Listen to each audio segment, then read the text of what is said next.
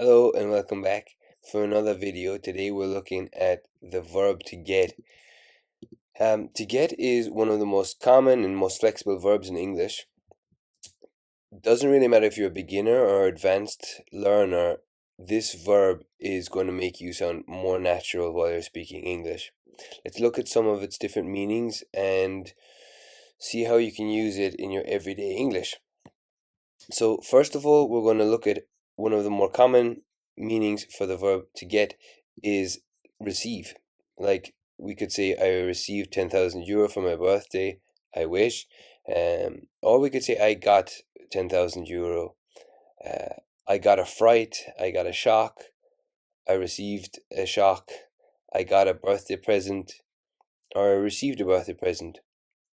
More typically, an English speaker will say, I got.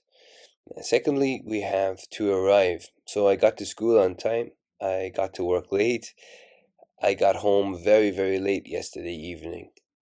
So to get better, to become worse, get worse, to become better, we use get to instead of the word become. This is one I spoke about in one of my previous videos when I'm teaching German people.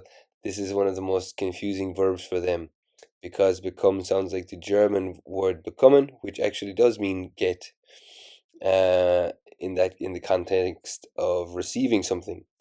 So yeah, you become worse or better, you get worse or better. You get faster or slower as you get older. You normally get a little bit slower. You can become lost when you're in a new city, or you can get lost. There are so many uses, and we also say to get angry, to get sad. We also use get instead of the verb to understand. So I could tell you that I understood your joke, which you've told me, or I could tell you that I got the joke. To say I understand something, I can say I get it, and I get what you are saying. Again, really common usage and something that native speakers tend to do. Maybe we're a little bit lazy because we use this word so much of the time. We also use it instead of the word to catch. This is an expression we use, like to catch a bus, or you can catch a cold. You can catch a train later in the day. But we also say to get a cold. I got a cold last weekend, so I couldn't work, or I got the bus, so I was on time, or I missed my train, so I got a later train. So, as well as all of those, let's look at some further uses of get. We can use get instead of the following: have an opportunity or get to do something. For example, I got to meet my favorite singer. This we could also say I had the opportunity to meet my favorite singer. We also use it instead of the verb to buy sometimes, like I was in the shop earlier and I got some bread.